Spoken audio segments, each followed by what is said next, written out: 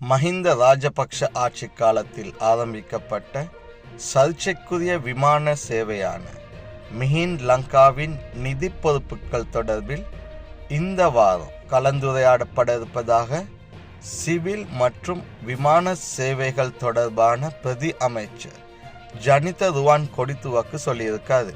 2007 வருடம் மிஹின் லங்கா ஆரம்பிக்கப்படுது. எனினும் 2016 வருடம் அக்டோபர் 30 மிஹின் லங்கா தனது செயற்பாடுகளை நிறுத்தி கொள்றாங்க. இந்த காலப்பகுதியில் தனது நிறுவன செயற்பாடுகள் தொடர்பா அவங்க பெற்றுக்கொண்ட கடன்களை திரும்ப செலுத்தப்படவில்லை என்ற ஒரு குற்றச்சாட்டு இருக்கிறது. நிதி அமைச்சினால் வழங்கப்படும் ஆண்டு நிதிநிலை அறிக்கையின்படி குறிப்பிட்ட காலப்பகுதியில் மிஹின் லங்கா பெற்றுக்கொண்ட கடன்களில் 3201 மில்லியன் ரூபாய் இன்னும் நிலுவையில் உள்ளதாக சொல்லப்படுது. ஆகவே இது தொடர்பான விசாரணைகள் வெகு விரைவில் ஆரம்பிக்கப்படும் என சிவில் மற்றும் விமான சேவைகள் தொடர்பான பிரதி அமைச்சர் ஜனித ருவான் கொடித்துவாக்கு சொல்லியிருக்கார்.